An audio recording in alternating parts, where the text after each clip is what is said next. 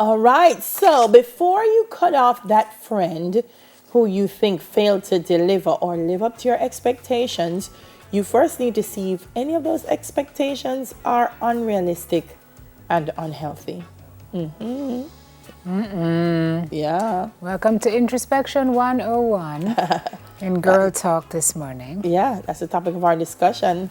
Unrealistic friendship expectations and how to deal. Okay, so this is what you should not impose on your friends. Yeah. Okay. Yeah. Got it. Yeah. All right. First one says you can't stand your friends hanging out with people you dislike. That I mean. Ah! That I mean. Do you have a person in mind that you don't like, but you can't figure out why your close friend seems to be hitting it off with that person just fine? Yeah.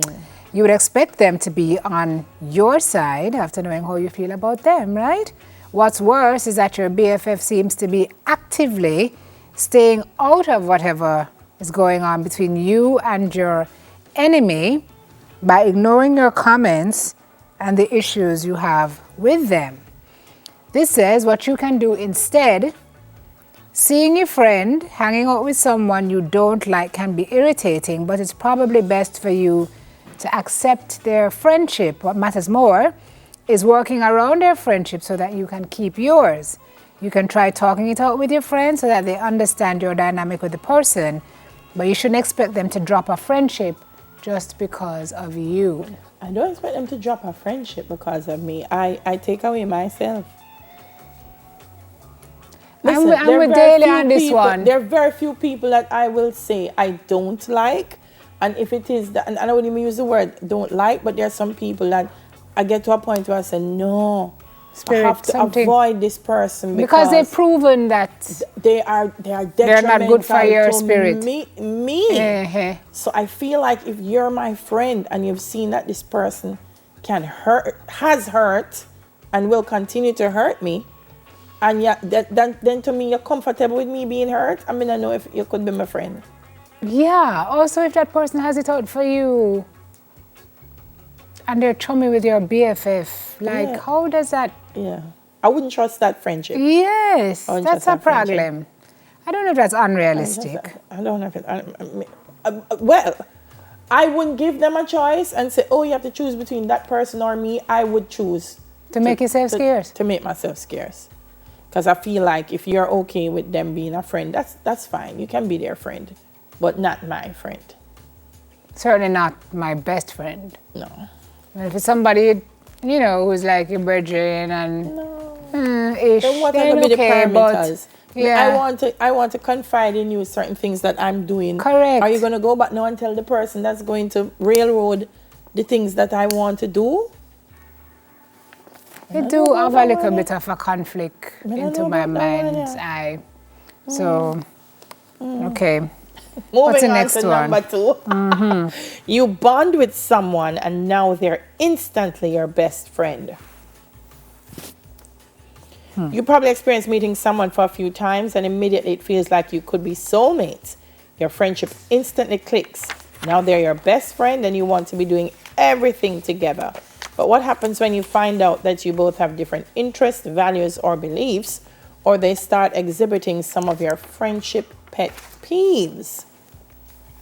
What you can do instead is, with titles come expectations, and this can only hurt you when your expectations aren't met. Avoid adopting the best friend title too quickly.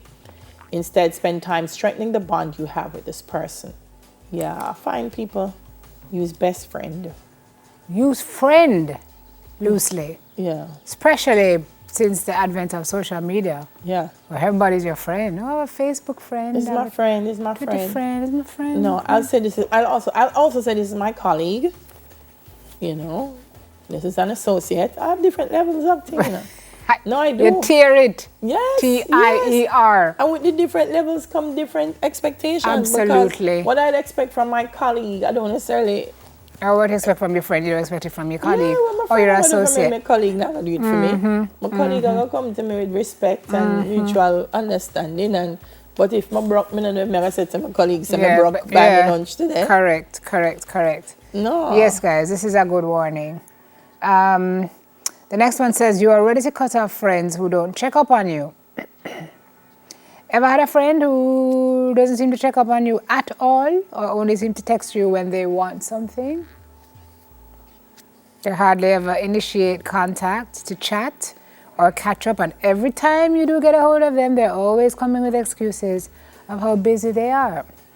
It gets more frustrating when they can't seem to schedule a meetup after flaking you on several occasions. Is it time to dump them? Oh, man. What you can do instead? It's important to understand that your friends have lives outside of friendships. Okay, and sometimes the things they have to attend to outweigh their friendship with you. Whether they're caught up with work or just taking some time off for themselves, it doesn't mean they don't care about you. Listen. If this was a thing, a lot of my friends would have dumped me several times over. Like, sometimes them just not hear from me. Because I'm swamped. Or I'm just very busy. But I have friends like, we don't speak for like months. And then me see them and we, what? Oh, when you talk, it's like you never, Yeah. I mean, I'm with this up to a certain point. This says pro tip, if you're the friend that's constantly using I'm too busy as an excuse, learn to start planning ahead so that you can accommodate your friend's schedule. So I'm with Delia. There are some friends you have who you don't talk to for months, and when you talk to them, it's like you talked to them yesterday, you catch up on everything, and you don't, as Tinker said, miss a beat. But if your friend is that friend who is hardly, I mean, my best friend Kim will send me a message and say, you okay?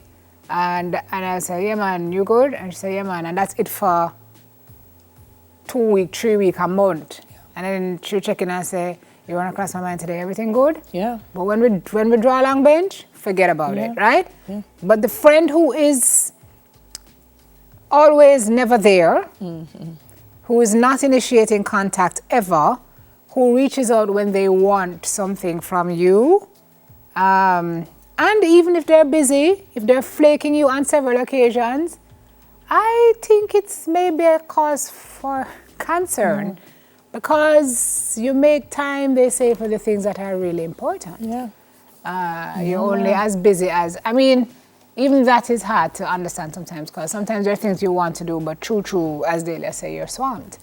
But what does it take for you to just pick up the phone and say, hey, you good? No, I'm under it. Nadine, you good? Yeah. Nadine, man, I rate Nadine, man, trust me.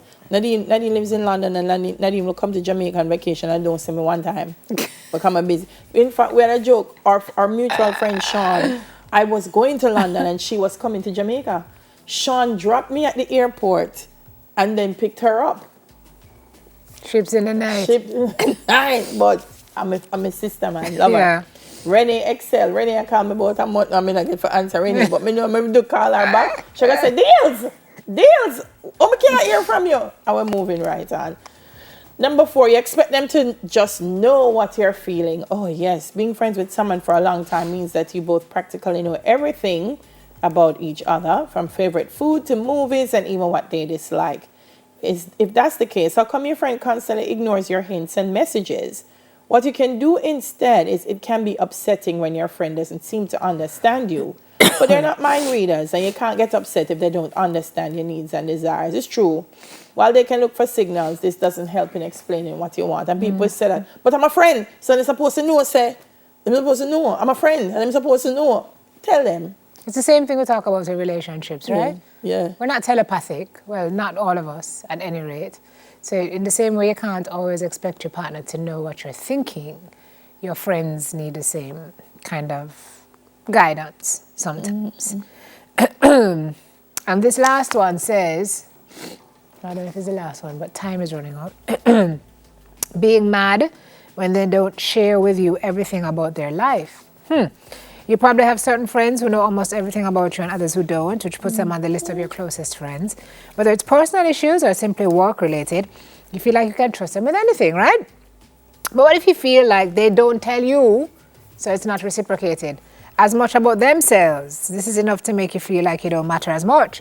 What you can do instead, the truth is, your friends are not obligated to tell you everything that goes on into their lives. Some things might be too sensitive or too private to discuss, but that doesn't make you any less important It's probably best that you accept this and respect the boundaries that your friends have. But I feel away.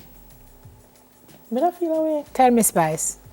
Yeah, Go on, Spice. You feel away. Tell me. Yeah, because if I'm sharing certain things with you, and then I realize that you not share certain things with me, I said to myself, hold on.